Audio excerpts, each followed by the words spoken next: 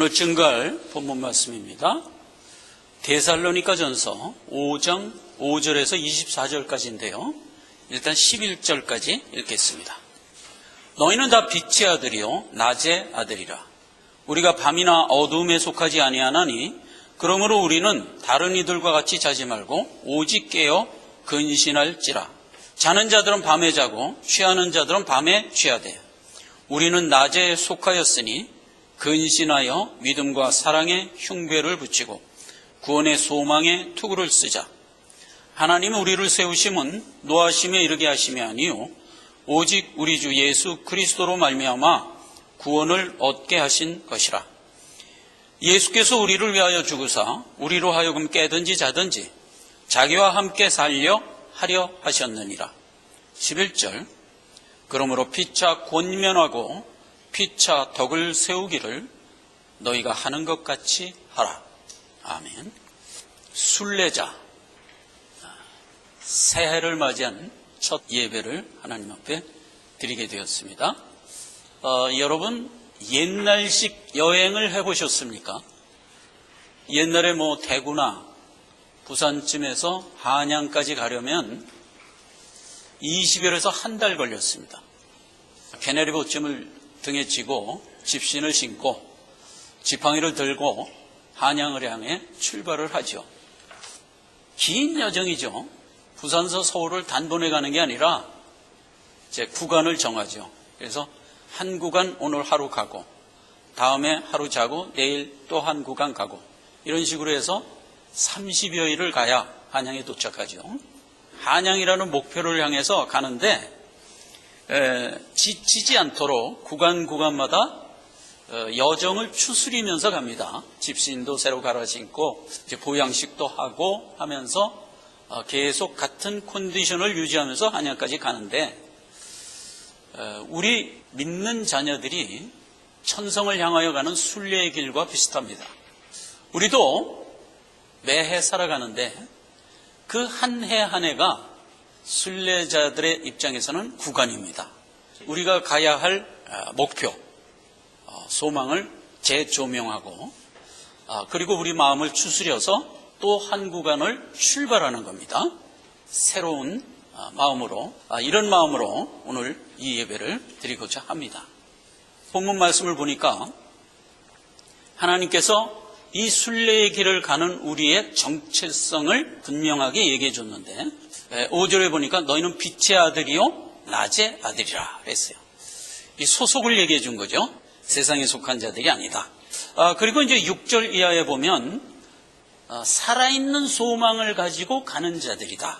근신하여 믿음과 사랑의 흉배를 붙이고 구원의 소망을 갖고 가는 자다. 그리고 9절 이하에 보니까 하나님이 우리를 구원하여 생명 주어 지금 함께 가고 있다 이거죠. 하나님이 우리를 구원하여 함께 가려고 우리를 구원했대요. 함께 가려고. 이제 11절에 그러므로 피차 권면하고 피차 덕 세우면서 이 길을 가라. 이렇게 권면을 하고 있습니다. 세상적으로 보면 이제 나그네의 길을 가는 건데 우리는 순례자의 길을 가는 거예요. 그들도 이제 한양이라는 목표를 향해 가듯이 우리도 천성이라는 내 본향이 목표입니다. 그래서 거기를 향해 가는데 이렇게 가는 자세를 구약에는 아주 확실하게 표현한 장면이 하나 나와요. 출애굽기 12장 11절인데 너희는 허리에 띠를 띠고 발에 신을 신고 손에 지팡이를 짚고 급히 먹고 떠나라 이랬어요. 이들이 지금 어디를 가도록 돼 있죠? 적과 꿀이 흐르는 가나안 땅을 향해 가도록 돼 있잖아요. 그런데 그 가나안 땅에 가기 위하여 지금 어떻게 하는 거예요?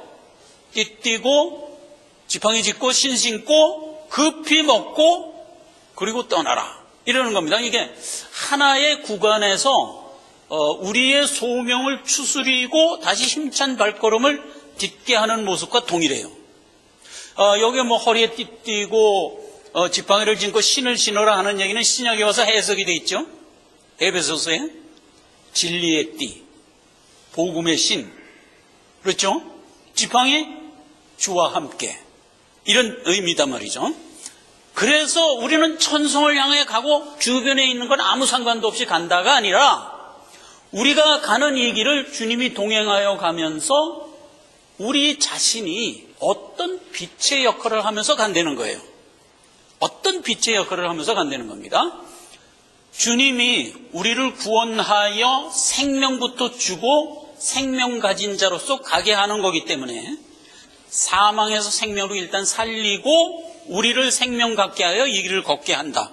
그래서 우리는 죄된 세상, 사망의 땅에서 산자로서 걷게 하는 거예요.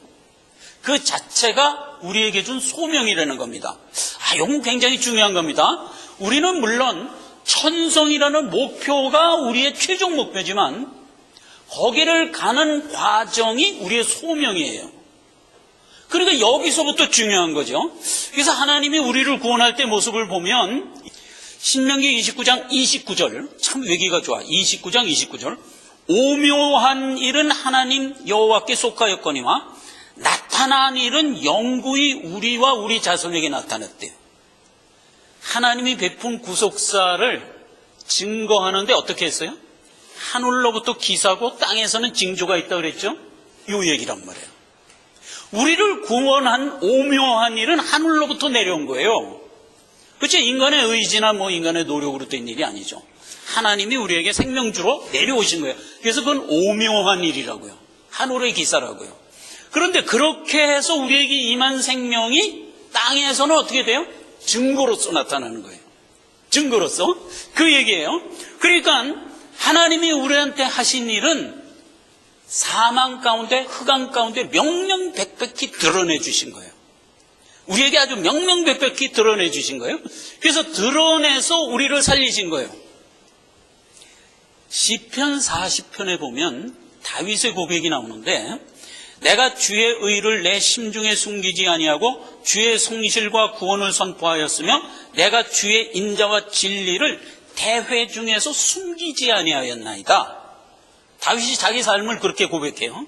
그런데 다윗의 고백은 누구의 고백이라? 늘 예수의 고백이잖아요. 그러니까 예수의 하신 일은 명명백백히 드러나도록 돼 있는 거. 그 드러나도록 돼 있는 가운데 우리가 사망 가운데 생명으로 드러난 거예요. 그래서 우리는 뭐예요? 세상의 등불이에요. 그러니까 오늘 본문 말씀이 그거예요. 너희는 다 빛의 자녀요? 낮에 속한 자녀다. 그래서 이제 생명 가진 자라고 일단 선언을 하고 이 길을 가게 하는 겁니다. 계속 보면 그렇게 돼 있어요. 시편 139편에 보면 주께서는 흑암을 숨기지 못한다. 낮과 흑암이 일반이라. 그렇죠? 언제나 주님은 모든 게 다 드러나도록 돼 있어요. 나중에 주님이 재림할 때 모습도 보면 그렇게 돼 있어요. 하늘과 땅은 뜨거운 체질에 녹아 없어지려니와 어떻게 돼요? 그동안 땅에 있던 모든 일은 다 드러나게 돼 있다고. 다. 숨긴 게 없다고요. 그래서요, 복음서에 보면 이런 말이 있죠. 감추인 것이 드러나지 않으려 것이 없고 숨긴 것이 나타나지 않을 게 없다. 이랬잖아요. 하나님이 하신 일은 언제나 드러내는 거예요. 그리고 마가복음에서는 그 얘기를 역으로 했어요. 어떻게 했냐? 왜 감췄냐 이거야. 왜? 드러내려고. 역으로 했어요. 왜 숨겼냐 이거야. 나타내려고. 그렇죠? 주님은 그게 목표예요. 다 드러내는 거예요. 나타내는 거예요. 그래서 우리가 뭐예요? 등불이에요. 세상의 입장에서 보면 등불이에요. 그래서 이제 우리 얘기를 이렇게 했어요. 너희는 세상의 빛이라. 산상수훈에 나오는 얘기죠. 산 위에 있는 동네가 숨기지 못할 것이요. 등불을 켜서 뒷방으로 덮어두는 법이 없다. 언제나 등경 위에 둔다. 이렇게 돼 있죠. 여러분 산 위에 동네가 있는 거를 보셨습니까? 우린 여관에서 못 봐요. 그런 거. 특히 미국에서는 그런 거 못 봅니다. 한국도 이제 산이 많은 지역이지만 한국도 산 위에 동네가 있는 거 거의 못 봐요. 그런데 이스라엘에 가면 되게 많대요. 첩첩산중인데 우리가 경험하는 산은 산에 나무가 많잖아요. 근데 이스라엘은 산에 나무가 한 개도 없어. 그냥 맨 바위고 맨 흙이라. 그런 위에 동네가 딱 있으면요, 산 밑에서 동네가 그냥 확 보여요. 그러면서 예수님이 무슨 얘기를 했냐? 저 동네가 숨길 수 있겠냐? 이렇게 묻잖아요. 어떤 방법으로도 그 동네를 숨길 수가 없는 거예요. 그냥 드러나 버리는 거예요. 그게 바로 너희다 이거예요.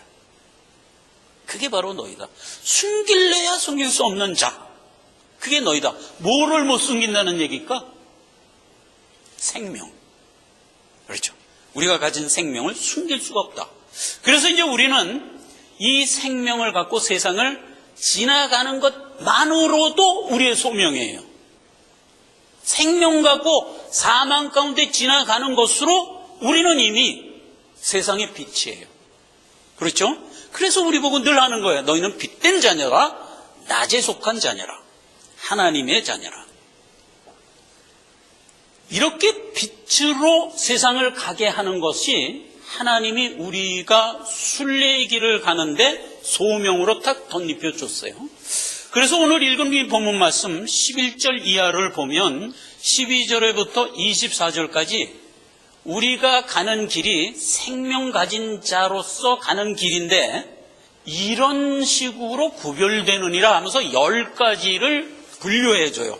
그래서 이제 그 얘기를 잠깐 보자고요. 주보에는 이제 약기를 했는데 읽어가면서 이 부분을 한번 살펴봅시다. 이 순례의 길은 생명 가진 자가 생명짓을 하면서 간다는 얘기예요. 근데 그 생명짓이 10가지로 나와요. 자, 봅시다. 12절. 형제들아, 우리가 너희에게 권하노니 너희 가운데 수고하고 주 안에서 너희를 다스리며 구원하는 자들을 너희가 알고 저희 역사로 말미암아 사랑 안에서 가장 귀히 여기며 너희끼리 화목하라. 이게 하나. 화목하라. 그 다음에 14절에 인내하라. 또 형제들아, 너희를 권면하노니 규모 없는 자들을 권계하며 마음이 약한 자들을 안위하고 힘이 없는 자들을 붙들어주며 모든 사람에 대하여 오래 참으라. 삼가, 누가 누구에게든지 악을 악으로 갚지 말고 오직 피차 대하든지 모든 사람을 대하든지 항상 선을 쫓으라. 이렇게 된 거예요. 인내하라. 그 다음에 이제 16, 17, 18절은 굉장히 유명한 구절이죠. 항상 기뻐하라, 쉬지 말고 기도하라, 범사에 감사하라. 이 세 가지가 특히 너희를 향한 하나님의 뜻이다. 이렇게 된 거고요. 그 다음에 이제 19절에 보면 성령을 소멸치 말라. 20절에 예언을 멸시치 말라.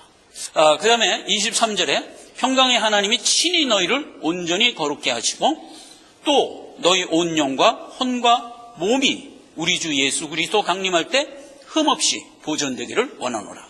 24절에 너희를 부르시는 이는 미쁘시니 그가 또한 이루시리라. 이렇게 끝이 나는 겁니다. 이 10가지 동법. 그래서 이제 오늘 본문 말씀 11절에 보면 덕을 세우라. 이렇게 돼 있죠. 덕을 세우라. 두 단어로 된 것이잖아요. 덕을 세우라. 근데 아니에요. 그냥 세우라라는 한 단어예요. 그러니까 영어에도 들어가 보면 덕이라는 말이 없어요. 그냥 edify 이렇게 돼 있어요.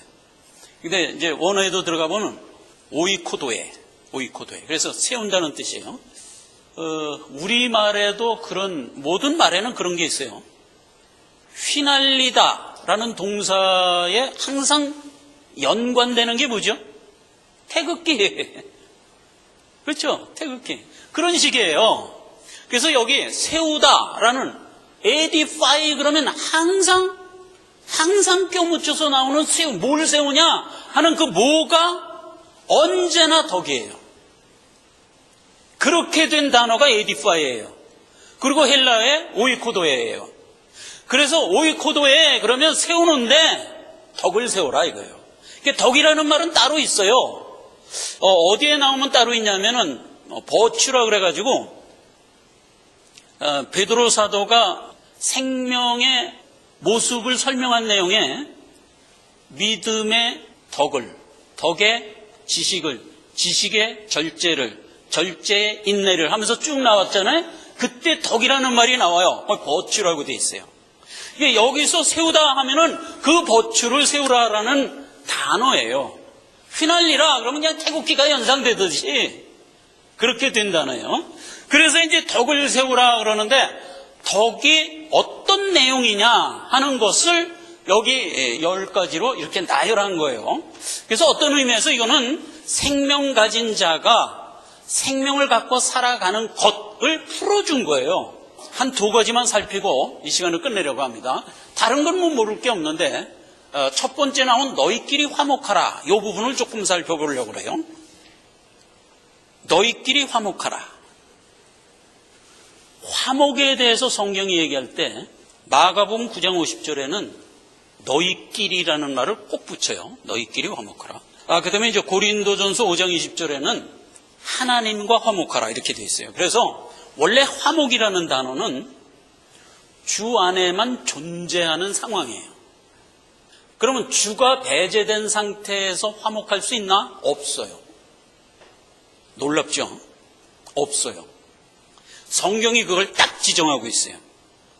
내가 세상에 화목을 주러 안 왔다 이거야. 뭘 주러 왔다? 도리어 분쟁케 하려 왔다 이거야. 그렇기 때문에 성경이 화목하라 하는 얘기는 신자 안에서, 하나님 안에서, 주 안에서의 상황이에요. 만약 우리가 주 안에 없다면 화목할 수가 없어요. 안 믿겨지죠? 인본주의 모든 경우는 세상에 가서 화목하라고 주장해요. No.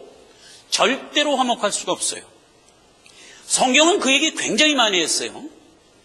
사귐을 얘기할 때도 그 얘기했어요.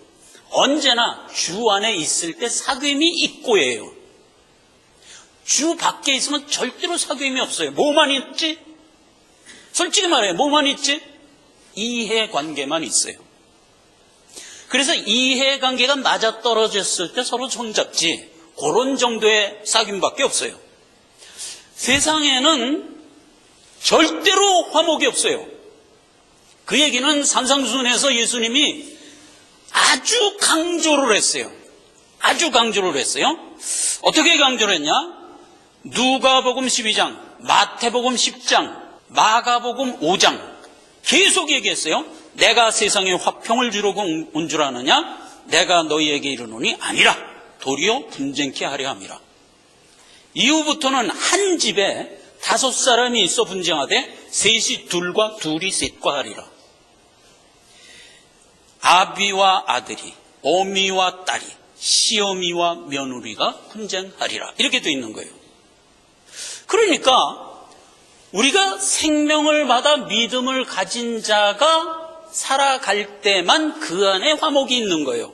그래서 그걸 힘쓰라는 거예요. 우리 보고 너희끼리 힘쓰라. 즉 믿음 안에서 화목하라 이거예요. 화목이 안 되는 것은 일반적으로 죄된 세상 화목이 없어요. 화목이 없어요. 근데 우리가 일반적으로 세상 사람들하고 분쟁하는 것을 경험하나요, 여러분? 안 해요. 경험 안 해요. 왜 안 하느냐면 이보시오, 예수 믿으시오 그랬단 말이에요. 지금 바빠 죽겠는데 무슨 예수를 믿어? 그러면 어떡하라는 거예요, 우리가? 신발 벗어서 먼지 털고 그냥 가면 돼. 그러니까 부딪힐 일이 없어요. 그렇죠? 성경도 그걸 주장했어요. 괜히 멍해를 같이 하면서 너 다친다. 듣든지 아니 듣든지 전하고 돌아서라 이렇게 돼 있는 거예요. 그러니까 뭐 분쟁할 경우가 안 생기지. 근데 어디서 분쟁할 경우가 생기나요? 한 텐트 안에 있으면 분쟁이 돼요. 피할 수가 없어요. 여러분 옛 고사성어에 오월동주라는 말 아세요? 오월동주. 이게 무슨 말이냐면 오나라하고 월나라가 원수처럼 싸웠어. BC 한 490년경에 춘추 전국시대 얘기예요. 원수처럼 싸웠어. 오나라 사람하고 월나라 사람이 나룻배를 타고 강을 지금 건너는 거야. 서로 어느 나라 사람인 줄 모르고. 근데 강 한가운데서 저놈이 오나라 놈이네. 이 사람은 저놈이 월나라 놈이네. 그럼 이제 서로 죽여야 될 판인데 어떻게 할 거야? 배 위에 있는데. 그럼 뭐 할 수 없이 이제 등을 들고 하면서 이제 배를 타고 일단 강을 건너가야 될 거 아니에요. 그 상황을 오월동주라고 그래요. 오나라 사람하고 월나라 사람이 배에 함께 탔다. 그 얘기예요. 그래서 텐트 안에 함께 있어. 불신자와 신자가. 그러면 이제 오월동주가 되는 거예요. 부득불 분쟁이 생기는 거예요. 안 생길 수가 없어요. 왜 안 생길 수가 없죠? 왜 예수 믿고 저쪽은 그러죠. 우리는 예수 안 믿으면 지옥이야. 이래요. 안 맞는 거예요, 서로. 그래갖고 부딪히고 분쟁이 되는 거예요. 그런데 세상 사람일 경우는 예수 안 믿으면 지옥이야. 근데 귀뚱으로 들어. 그럼 신발에 먼지 털고 그냥 가면 돼. 분쟁이 벌일 상황이 안 돼요. 그런데 가정에서는 그게 안 돼요. 왜 안 되냐? 내가 내 새끼를 사랑하는데, 내 애미를 사랑하는데 어떻게 예수 안 믿겠다는데 그래? 안 믿으려면 안 믿어라. 어떻게 이럴 수가 있냔 말이에요. 이럴 수가 없어요. 저는 이 부분에 대해서 우리 집사람하고 저하고 아주 귀중한 간증이 있습니다. 우리 자녀들은 어려서부터 교회에서 자랐기 때문에 믿음이 없는 상황이 한 번도 없었어요. 그래서 이제 부딪힐 일이 없었는데 문제는 우리 어머니, 우리 장모님, 이분들이 안 믿었거든, 옛날 분이라. 그런데 이제 우리는 믿었단 말이에요. 항상 이제 예수 믿으라고 우리는 권하죠. 그런데 이분들이 이렇게 그래 알았다 그러고 척 안 믿거든. 절대로 안 믿거든요. 너는 너희 식대로 살아라. 나는 내 식으로 그냥 살다 죽겠다. 자꾸 이러시는 거라. 근데 우리가 그걸 그냥 놔둘 수가 없잖아요. 그래 엄마 마음대로 사세요. 이렇게 안 돼요. 옆집 할머니 같으면 그렇게 하는데 나는 우리 어머니이기 때문에 그렇게 할 수가 없잖아요.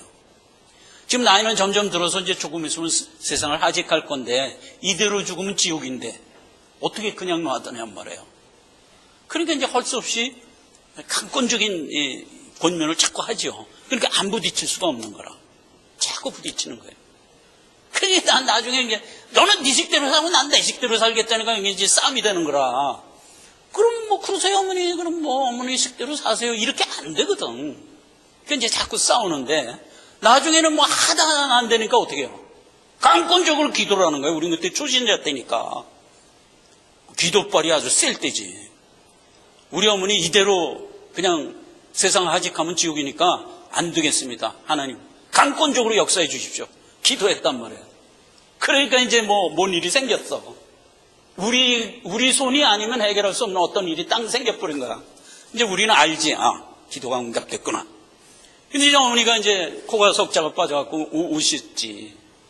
그래야 이제 우리가 거기서 이제 얘기하는 겁니다. 성경 사갖고 거기다 예수 믿겠다고 쓰고, 그리고 이번 주부터 예수 믿겠다고 결단해. 그럼 우리가 하여간 어떻게 해서 개업해서 해볼게. 이렇게 해갖고 이제 성경책 사서 쭉쭉 거기다 쓰시고, 그리고 신앙생활을 하기 시작해서 훌륭한 신자가 돼서 생을 마감하게 되었죠. 근데 그런 과정에서 엄청난 분쟁이 있는 겁니다. 분쟁이. 가정 안에서는 믿음과 불신이 만나면 분쟁을 안 할 수가 없어요. 분쟁을 안 할 수 없는 이유는 다른 데 있질 않아요. 믿는 자가 내 가족을 사랑하기 때문이에요. 내가 내 가족을 사랑하기 때문에 억지로 끌어서라도 믿음의 자리로 가게 하지 않을 수가 없다고요. 그래서 분쟁이 생기는 거예요. 그래서 여기 그 얘기예요. 예수님도 그 얘기예요. 내가 화평 주러 온 게 아니다. 특히 분쟁이 어디서 많이 난다? 가정에서 나도록 돼 있다. 물론 세상에서도 나지만 가정에서 나도록 돼 있다. 자, 그 다음에 사람에게 대하여 인내하라. 언제까지 인내하라고 성경은 돼 있나요? 주의 강림하시기까지. 그러니까 즉 우리의 순례의 길을 가는 동안 인내하라는 얘기죠. 그렇죠? 그때가 모든 사람에게 기회일 때니까 인내를 하면서 그에게 권면하는 자, 등불이 되자 하는 얘기예요. 그 다음에 이제 항상 기뻐하라, 쉬지 말고 기도하라. 이건 너무나 중요한 얘기고요. 범사에 감사하라. 좋은 일이 있으면 우리가 당연히 감사합니다. 그런데 굳은 일이 왔을 때도 감사해야죠. 왜 감사하냐? 그 굳은 일은 하나님이 그 여정 가운데 우리를 정금같이 단련하기 위하여 준 국면일 수 있잖아요. 그러니까 우리가 그걸 생각하면서 언제나 감사를 잃지 말자. 성령을 거스리지 말라 그랬어요.